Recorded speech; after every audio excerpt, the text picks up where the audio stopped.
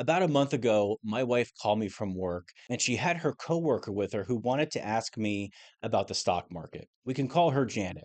Janet is near retirement and she wanted to ask me if she should move her 401k into cash and gold. Now, for context, at the time of this call, the Dow dropped over 10% or so in 2 days, and she said she didn't want to lose any more money.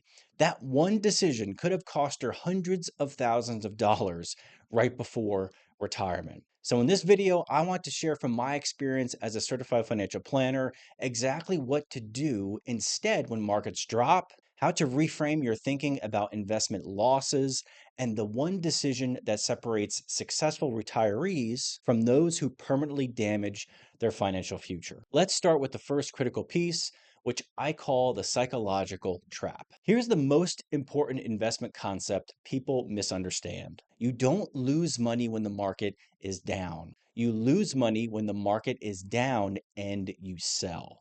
Here's what I've seen happen time and time again. You're watching the financial news or you get an alert on your phone when the market drops. You log in to check your 401k balance that you've been contributing to for 25 years, and you see your balance at the top in big red numbers. Immediately, you get that sickening feeling in your stomach, and you feel like you need to do something, right? But what you're experiencing isn't actual loss, it's a temporary decline in value. And this distinction is absolutely critical to understand if you're investing for retirement. Think about your home for a second. If your home's value dips by 10% during a housing market correction, did you actually lose money on your house? No, of course not, right? Not unless you sold your house during that dip when real estate prices were down. The same principle applies to your investment portfolio. It's just that with our investments, it's so easy these days to access and see what the balance is in the moment because we have this little device right here, right at our fingertips. So with your home, it's a lot harder. There's no daily price tracker for your home, so we're not affected nearly as much. So the key is understanding the second piece, which is our emotional response when the market makes these big swings. When I talked with Janet that day, she wasn't making a rational financial decision. She was responding to fear, right? I'm losing money, she said.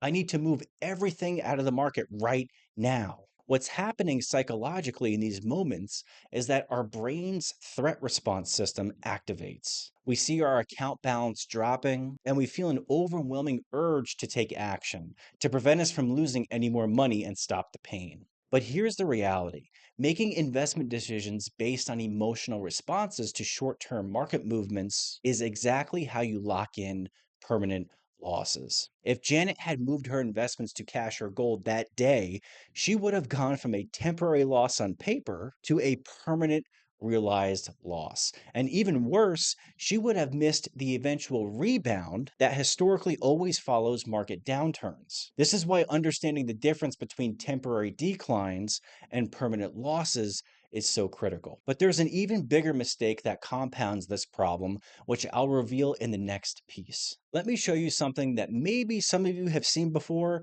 but I'm sure the majority of you have not. This is the history of the S&P 500 from 1949 to 2025. If we look over the past several decades, do you notice something? The market has always moved like a roller coaster, right? With significant ups and downs along the way. But after every steep decline, there is a massive rebound. And despite all the dips, all the crashes, recessions, and corrections, the market had continued to trend upward over time. Remember the COVID crash? That's right here, this little strip of red. Immediately after that, there was a 120% rebound. And here's the 2008 financial crisis. If you panicked and moved to cash at this point and you never got back in the market, you would have missed this entire recovery period, up 527% over 11 years. And if you look closely, even within these long recovery trends, you can still see these little dips that take place. So these aren't just straight flat lines going up. They are jagged going up and down the entire way. But when you zoom out, understanding the overall direction and trends can really help bring peace of mind if you have a long-term perspective. Now, some of you may be thinking, well, I'll just sell before the market dips all the way down and get back in as the market goes back up, right? For the average investor, including myself, timing the market is extremely difficult because we never know where the bottom is or where the top is going to be. The dot com bubble lasted 2.5 years, and the financial crisis lasted 1.5 years, with the market down 47 and 55%. While at the same time, the COVID crash lasted 1 month, losing 37%, and then quickly rebounded. Timing when to get out and get back in is nearly impossible, even for those who call themselves professional traders. And listen to this statistic: missing just the 10 best days in the market over a 20-year period can cut your returns in half. And guess when those best days often occur? Right after the worst days, when most people are too scared to stay invested. So everything is counterintuitive. In my 15 years helping families retire, I've seen this pattern repeat countless times. So, what can we do? How should we think about this moving forward? Which brings us to the fourth piece, the mindset shift, going from short term reaction to long term wealth building. When I spoke with Janet that day after her 401k, I asked her one simple question: has anything about your actual retirement timeline or your retirement needs changed since yesterday? And the answer was no. Her retirement was still 5 years away. Her spending needs hadn't changed. Her time horizon hadn't changed either. The only thing that had changed was the market's mood for that particular day. And framing it this way, I think completely shifted her perspective. Instead of seeing the market's reaction for that day as something to fear and react to, she began to see it as simply the cost of admission for the long term growth potential of her investments.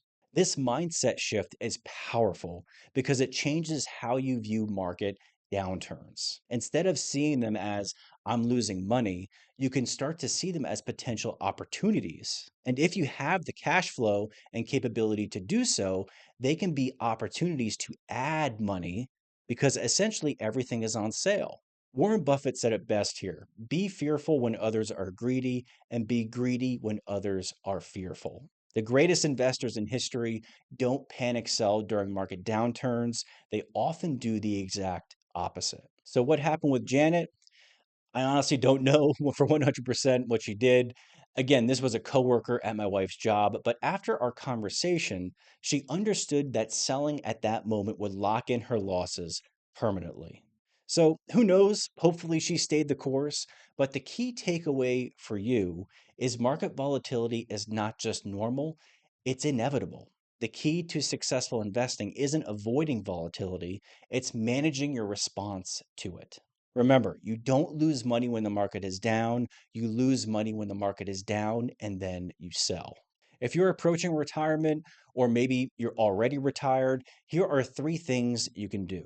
Create a portfolio or choose an allocation that's suitable for your risk tolerance and retirement timeline. Build a cash buffer for near term expenses so you're never forced to sell investments during market downturns. And work with a financial planner who can help you do this if you're not comfortable or maybe you just don't want to do it on your own. Now that you understand how to protect your investments during market volatility, you're probably wondering, but how much do I actually need to retire comfortably? In my next video, I break down 4 retirement case studies that show exactly what works for different situations. So click the video and I'll see you over there.